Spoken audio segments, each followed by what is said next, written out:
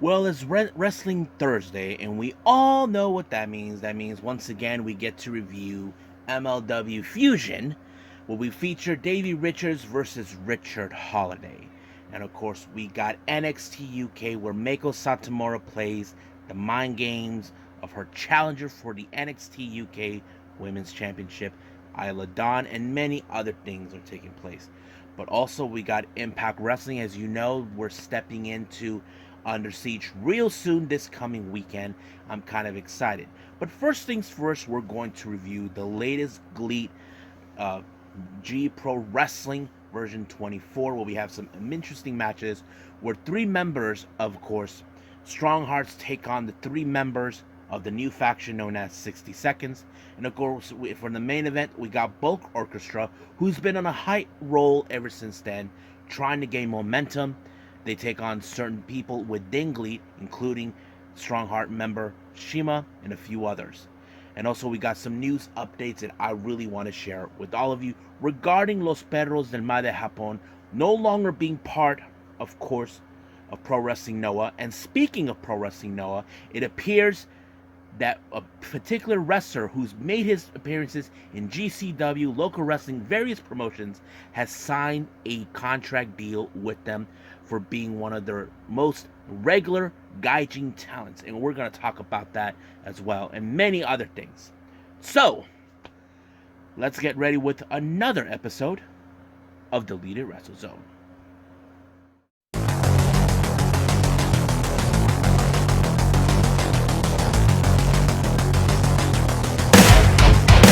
Are you ready? Get up, get up! Get up, get up! Get up, get up! Get up, get up! Get up, get up! Get up, get up!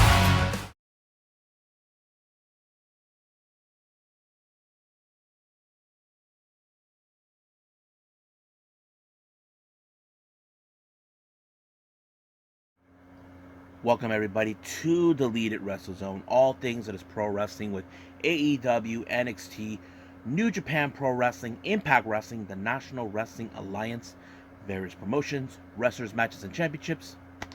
I am your host, Gerard here. So, let's begin with Japanese promotion known as GLEAT with G Pro Wrestling version 24. This took place on May 3rd. Now, there's a lot of implications going on in this particular matches, apparently. The first one we're going to talk about, the very first match, is for the G-Rex title #1 contendership. However, we have two particular that were chosen that could face El Lindaman for his title. The first challenger will be Shigeru Iri, who's also a member of Stronghearts, taking on Bulk Orchestra Czech Nobuhiro Shimatani. Now, as you know, the Stronghearts are at war with Bulk Orchestra. You know that one of these guys would love to get a crack at El Lindaman. Now, this is a battle between speed and strength. Now, the only factor here is Shigeru is a lot stronger, while we have, of course, Shimatani.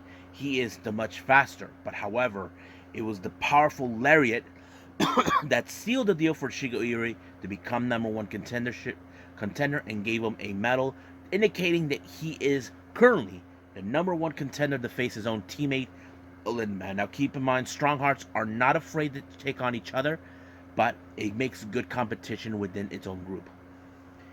Now, our next match, we have a tag team match.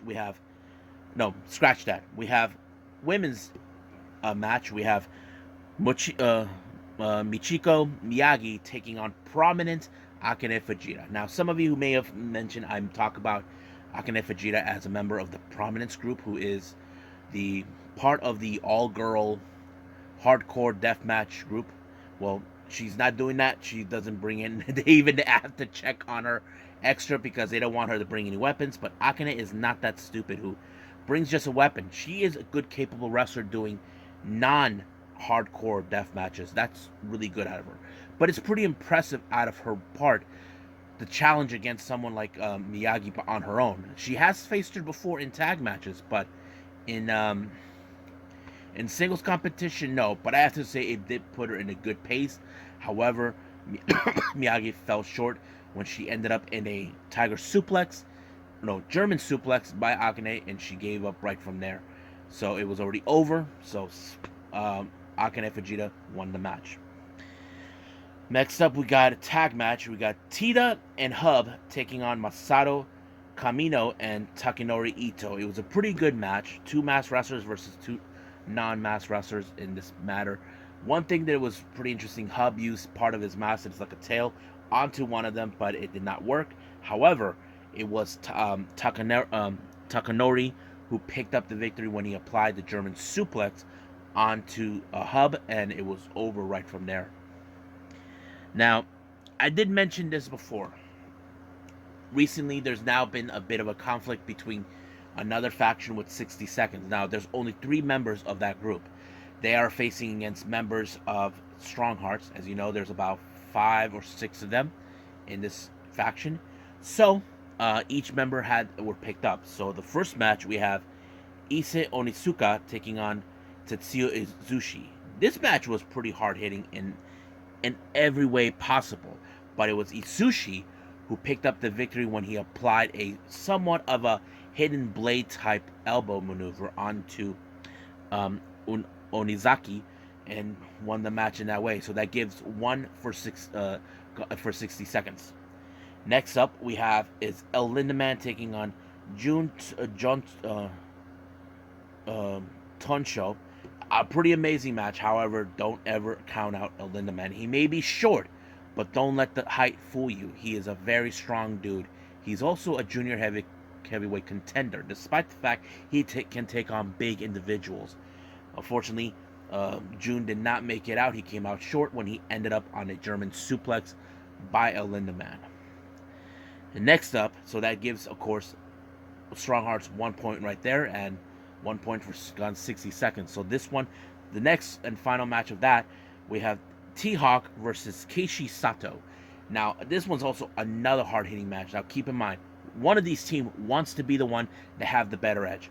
Now, Stronghearts have been a cohesive unit for many years now. As for 60 seconds, they're brand new, but the problem was, the way I see it, I felt that Stronghearts were the much stronger group because they've been cohesive ever since the formation. But it was T-Hawk who picked up the victory with a pinfall. 1, 2, 3. Good night, Sato. Now, our main event, we have a mixture of different people. We have Shima, representing Stronghearts, teaming up with Soma Watanabe, Yu Iizuka, and Minoru Tanaka to take on the members of Borg Orchestra, consistent of Kazuma Sakamoto, Quiet Storm, Hayato, Tamura, and Ruchi Kawakami. Now, as you know, I mentioned this before, Borg Orchestra have been trying to prove they are the strongest faction within GLEAT. That's always been their case. But however, it was in fact Tamura who actually picked up the victory when he pinned Soma Watanabe with the brainbuster, and it was over right from there. However, Borg Orchestra put out a good promo, but of course called out 60 seconds because, of they will not tolerate a brand new unit into GLEAT. But however, Shima still has some unfinished business with these guys. Basically, Stronghearts are not out of the woods yet. As you know, the war between who is the strongest factions continues on. I'm excited to see what's next for these guys. So I can't wait to see the next G Pro Wrestling. I believe it's going to be version 25 real soon. But right now, I believe it's time for me to move on with Major League Wrestling.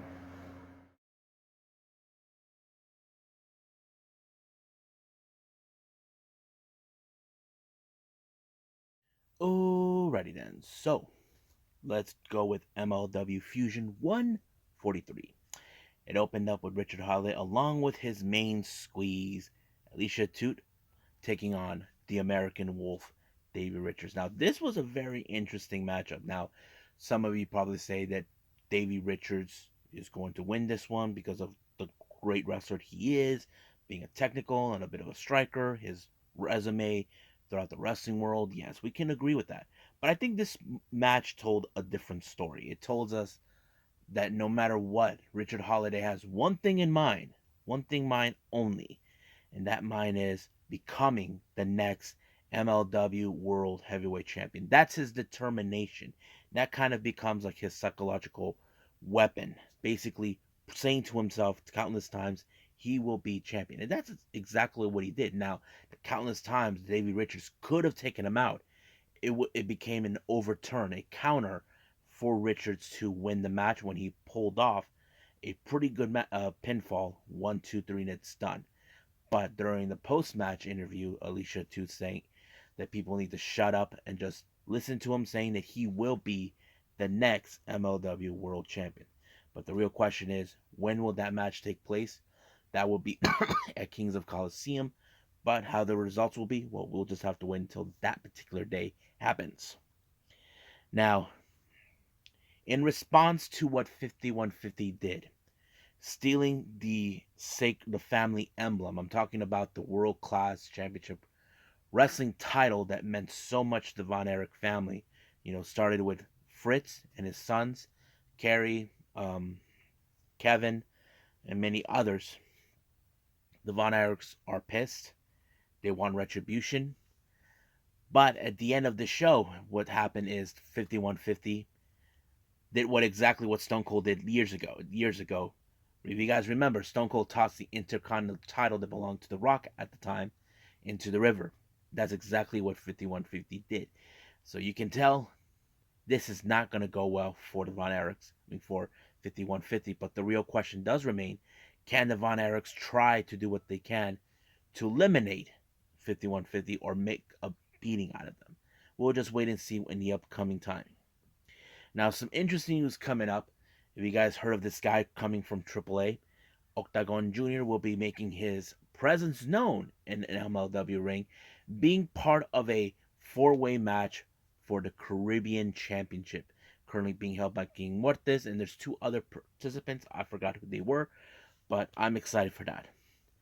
Now, our next match, we have, of course, our current MLW World Tag Team Champions, Hustle and Power, Calvin Tankman, and EJ Nduka. Now, this is a non-title match, taking on against guys like Red Pickens and Bud Heavy. Now, the entire match, Pickens was the one who was getting hammered by both Nduka and Tankman. So it kind of makes you feel sorry. And this guy didn't even tag Bud Heavy until he tried to get in and intervene, but he got speared by Nduka, while Tankman was the one who was making the pinfall, giving them a much better edge. Now, some people say they have been a team for a short time, but it did work. They are now becoming a much steady and stable tag team. So I'm looking forward to what's going to happen. But we do know that Alex Kane and his big brute, Mr. Thomas, they want to take those titles away from them because they believe those titles are meant for them. Now, as you know, for time, Richard Holliday and Alicia Toot has been in contact, negotiating ways to make sure they get what they want. As you know, Cesar Duran does not like the fact that Alex Hammerstone did not side with him, but now he's willing to destroy him and give that title to Richard Holliday. But however, the little meeting was sort of stopped when the arrival of Bestia 666. Now keep in mind, last week we saw Bestia 666 attack Jacob Fatu. He was there to pick up his payment, but apparently he did not get the amount. But however, he did say he wants Fatu. So we will see him in a apocalyptical match next week, which is going to be a much crazy match to watch. Now, our main event is for the MLW World Middleweight Championship. Now, if you guys remember, not too long ago, Myron Reed was involved in a 5-way match for the MLW National Openweight Championship. However, he was attacked by a mass assailant. Now, there was a lot of long list, but ever since then, Myron Reed has demanded answers to find out who was the coward to attack him. It was still no clear, but he did demand answers from El Jefe Cesar Duran. However, as you know, don't ever call out El Jefe out because you may not like what you see. However, he picked an opponent that will challenge him for the title, and that is, of course, a former MLW heavyweight champion and current AEW star. We're talking about Shane Strickland, or we call him the Swerve. Yes, folks. If you guys been aware about his background, his past, he was the MLW World Champion. So he became the world champion when it was reformed, the promotion, but now he's back. Same attitude he's had when he first left. So basically, this is like more.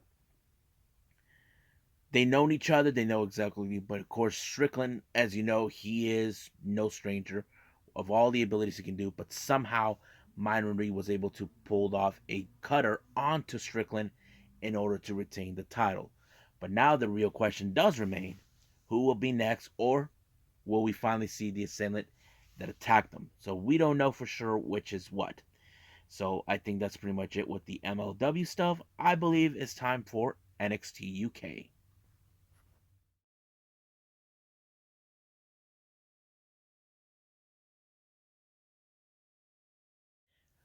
Okay, NXT UK. Now, if you guys have been aware recently, we had several members of the NXT 2.0 roster making their appearance in NXT. It opened up with, of course, Lash Legend being the superstar that she claims. She even thought Amelia McKenzie was like one of those bellhop type employees. She refused to acknowledge she's a wrestler because she's the bigger superstar. But of course, it jumped into, of course, her being interviewed by the return of the Supernova Sessions 2.0, you know, Noam Dar and that moron Shaw Samuels are big fans. But however, Lash Legend did let send a message to the entire NXT UK women's division that she is going to run the show. So the only question is, who will be the first person to deal with her? Well, there's a lot of names that could, but we'll find out soon enough. Now, Sid Scala was about to do his interview, do his little announcement until he was interrupted by that guy, Von Wagner, trying to act like he thinks that he runs the place. But of course, Sam Gradwell shows up, causing a little bit of putting Sid Scala in the middle of this little heated argument. But there's no doubt in this particular scenario that we could see those two in a match sooner than we think. Now, speaking of Lash Legend, and she was in the back doing her thing with Shaw Samuels until Damon Kemp interrupted and made Shaw Samuels look like a fool. I thought it was classic. But of course, as you know, Shaw Samuels has a tendency to have a problem with wrestlers, especially those who are not native of the UK, learning the ways of the British wrestling. He believes himself is the true pinnacle of what British wrestling is. However, Damon Kemp, he is currently on the learning curve thanks to his connections now with Johnny Saint. He did the same thing to Nathan Frazier, but right now he has to deal with him. Now, our opening match, we have Tate Mayfairs taking on the mysterious Tiger Turan. Now, if you guys remember Tiger Turan, he was that one-figured guy that showed up and scared the hell out of Kenny Cockroach Williams. Yes, folks, it's the same guy. But I don't know what to make of him, but majority of the time he looks more like he was not winning the match. But he was able to overturn the match by pulling off, of course, everybody knows this move, the Swanton Bomb that we always seen with Jeff Hardy. So he pulled off, giving himself a pretty good victory. However, right when he went backstage being congratulated by, everyone, guess who was down the hall watching this? You guessed it, it's Kenny Cockroach. He was right there, still pissed off that he was in fact being stalked by the Tiger. So he tried to chase him, he missed him, but he went to pursuit. So the thing is still unclear. What was Tiger Turan's true intentions with Kenny Cockroach? Well, we don't know. But I do have a bit of a theory, but I'm not going to jump into it until I explain a little bit about it once I get to know much of the history. Now, earlier in the day, we saw, of course, Ashton Smith and Oliver Carter. As you know, they're still coming out of their fallout because of the recent loss to Mustache Mountain of the tag team titles. They ran into Mark and Joe Coffey, the Gallows Boys, as you know, And apparently there's going to be something going on with the tag team division that Sid Scala and Johnny Saint has cooked up. So basically, we could see those two involved in somehow. But however, that's not the bigger thing. Also, the Familia will be involved as well.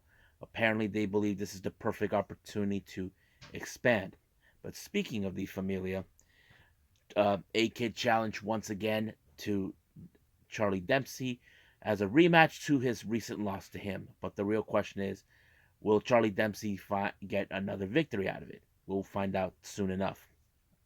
Now, as I mentioned before, we have NXT 2.0 roster members. One of them is Ivy Niles. Now, I'm sure everybody in the NXT UK universe are going to be happy to see her because we want to see who she's going to be challenged. I mean, I'm excited to see what she's going to bring into the table. But the one person who seems like she's not happy to see her step into her domain is none other than Nina Samuel. So we will see what happens. I wouldn't be surprised if she becomes the first to challenge her. Trust me. Now, our next match, we have Danny Jones taking on Damon Kemp. Now, Damon Kemp, as you all know, he has sort of started his way to understand the ways of British wrestling. This is something that he's been looking forward to it. That was the reason of his making his appearance there. And I think he did a pretty good job pulling off, but he picked up a really good victory when he power slammed Jones 1, 2, 3, and good night, Jones. But however, during the post-match celebration, he was attacked by Shaw Samuels, who does not appreciate coming to his domain, but there's no doubt that those two will come across each other once again to prove who is the better master to learn the ways of the British wrestling. So we'll find out soon enough. Now, our main event is for the NXT UK Women's Championship in a World of Darkness match. Now, this is a match that was set by Isla Dawn. As you know, a few weeks ago, Isla Dawn did challenge for this title, in particular against Meiko Satomura, but the match did not go in her favor. So basically, she wanted to take this match to her world, believing that it's more of a home field advantage. That kind of tells the story, saying, I will not take that loss that I had earlier. I will take you to my world.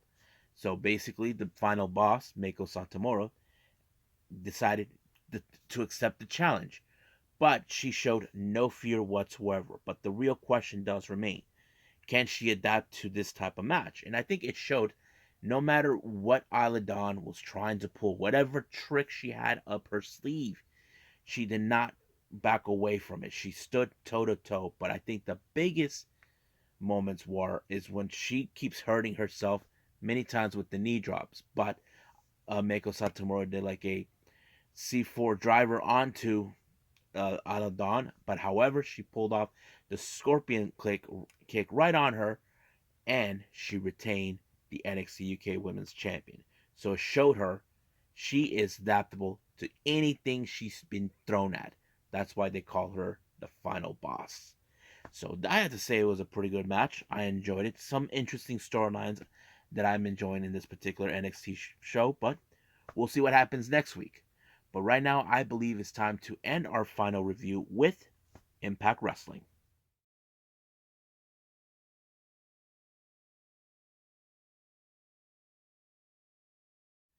Okay, our last review is Impact Wrestling. Open up with a tables match. Now, this was a tables match that was like already been setting up, as you know, for a while. W. Morrissey has been trying to get his hands on Brian Myers, mocking him, making fun of him, criticizing him, that sort of thing. So one day, that's when he decided. So this match was set. The match would have gone exactly Morrissey's plan. However, things were becoming a turning point when, of course, one half of the major players, we're talking about Matt Cardona, shows up to giving a helping hand, so did Chelsea Green. Luckily for Morrissey, he did have his one ally, of course, Chelsea Green. But however, Chelsea Green powerbomb and Morrissey kicked Cardona right through a table, and finally, Brian Myers actually got put through a table for Morrissey, giving him the much better opportunity. So hopefully this whole rivalry is done, but we'll see what happens then. Now, in the back, Willie Mack and Rich Swann are fully aware they are now content to take on the other members of the Bullet Club, the Bay and J connection. So basically, they're fully aware that's what they're gonna do. But however, they're being interrupted by Matt Cardona saying that their interview doesn't matter, that he's a much bigger star, that Brian Myers needs medical attention, but he doesn't care. But Rick Swann, on the other hand, targeted the digital media belt because Swann was right. He hasn't defended it. He doesn't want to defend it. He wants to hold on to it. So we'll see when that day comes in because we're still waiting on that moment.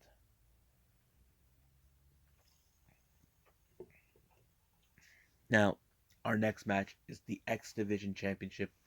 Rocky Romero, the king of sneaky style, taking on the inedible Ace Austin. I thought this match was pretty good. You got the old school versus the new school. It's pretty great, amazing how certain things did work. But however, Ace Austin had the much better edge with the fold, and it was already done. However, Trey Miguel comes out, giving his tensions to know that he is cashing in on his rematch clause at Under Siege. So we'll see about that. Now, as you know, for our main event, the taking place at Under Siege, we have Josh Alexander versus Tomohiro Ishii. Alexander is going to keep an eye on the match with Ishii versus Steve Macklin. But he wants him to be the Ishii that everybody talks about, the Ishii that is mean to the bone. That's what he wants. But he said that he will beat him at Under Siege. Now, our next match, we have Masha Slamovich taking on Domrez. Now, you can say this match is an easy match because it did.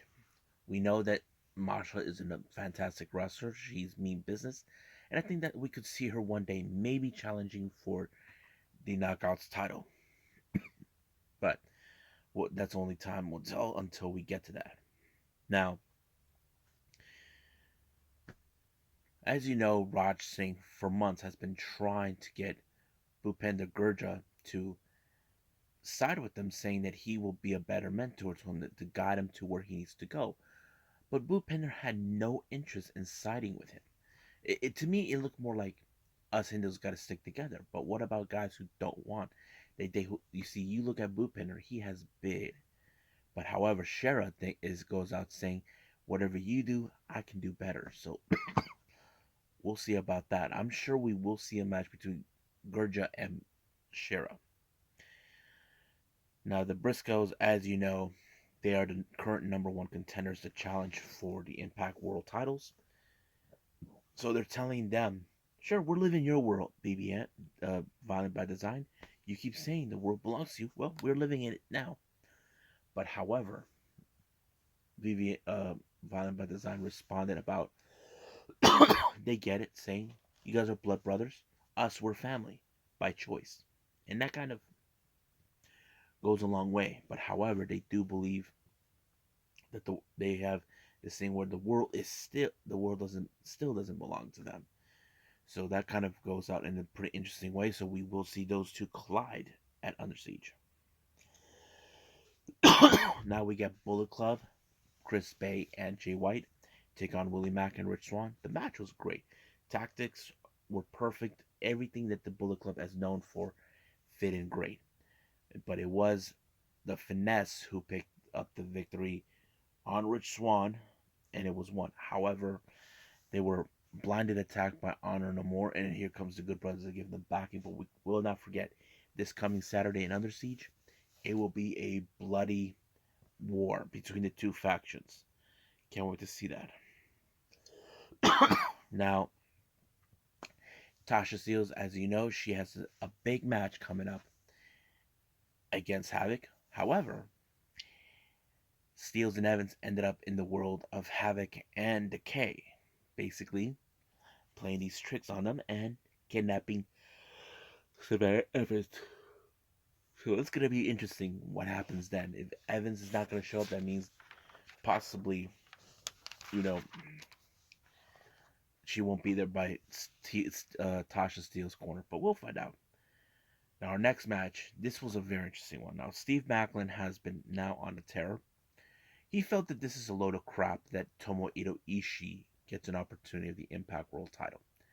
He believes that he earned that right, but Ishii was the one who was picked because he also had a big victory against Jonah. So that kind of goes, okay, who is the one who's going to take this? So looks like Impact voted him. But man, this match was a slobber knocker. I wouldn't expect it so much.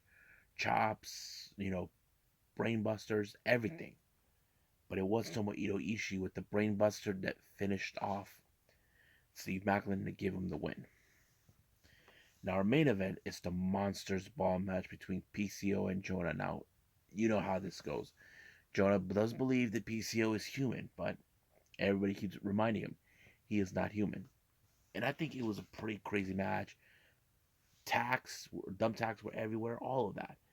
But it was PCO that picked up the victory. He is truly a monster. And I think this is the 50th something Monster Ball match. I was very impressed with the whole thing. It's a pretty good closing before we go to the next Under Siege this Saturday. But right now, let's save that for another time. But at the moment, let's move on with news updates.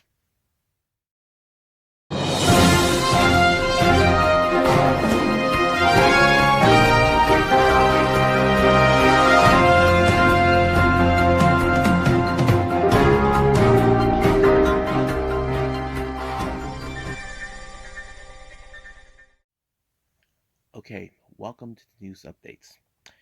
First one, we're going to talk about Pro Wrestling Noah. Two things have now been decided.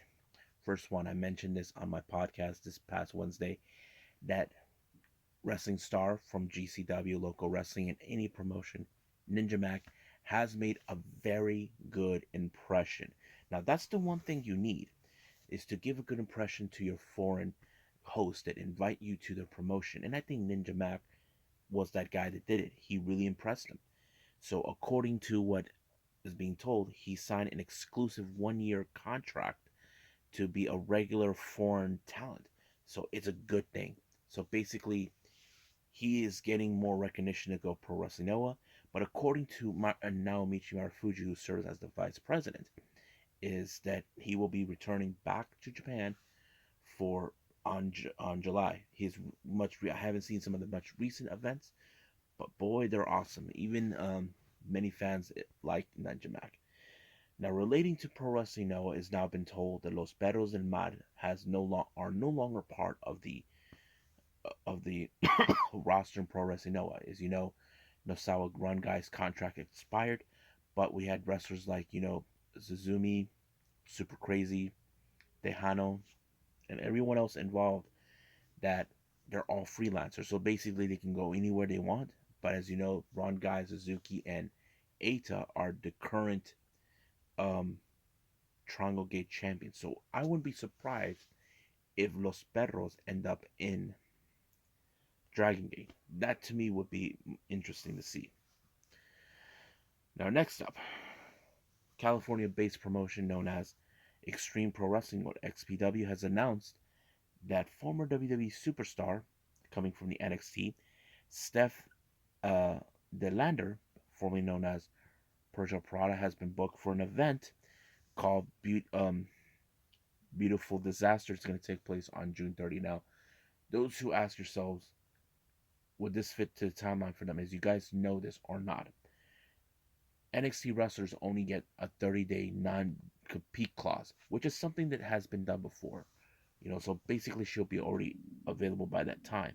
So the only reason they put her in, there's going to be an 8-woman tournament to crown the first ever XPW Women's Champion. And that's a good thing. I have to say, she is going to be, hopefully she does give a good impression.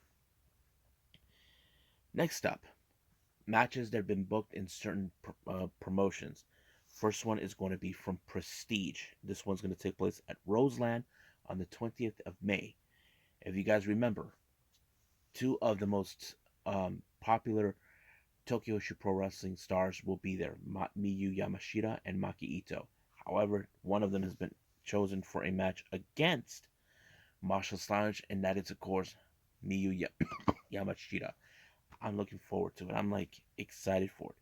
And the next one is coming from Garden State Pro Wrestling for the Welcome to Eden that's taking place on the 23rd of July. We're going to have Konosuke Takeshita, who's already been announced that he's going to be there, but his opponent is none other than the Walking Weapon. Wow. He's gonna be in a good role. I have to say that. You know. So pretty awesome. Now, Jersey Championship Wrestling has announced on the GCW Twitter page that they're having their next event on the 5th of June, fully loaded in Atlantic City, but it will feature the return of Deanna Purrazzo. I don't know if she's ever been in one, but I'll figure it out. Now, final update. This is the ChocoPro schedule for May. So they already put out the schedule, what shows they'll be putting out. We have May 8th, which is Sunday, which is going to be 226. May 14th on a Saturday, 227. May 15th on a Sunday, 228. May 21st on a Saturday, 229. May 22nd, which is my mother's birthday, is going to be 230. And then May 29th, which is Sunday, is going to be at 231. So they already have everything planned, like what days are going to be in, but the matches has not been announced. I probably will find out the matches before the end of the week or so. We'll just find out.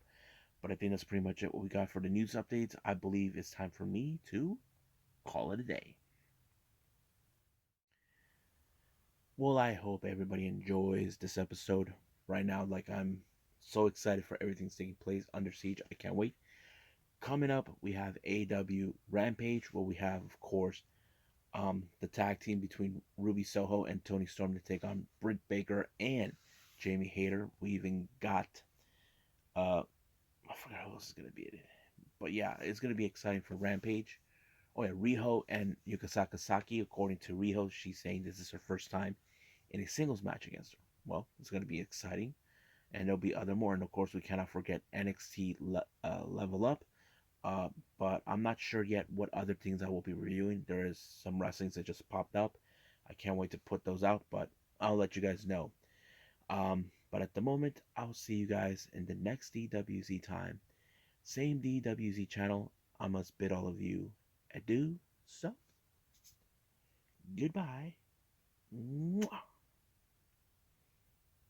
And have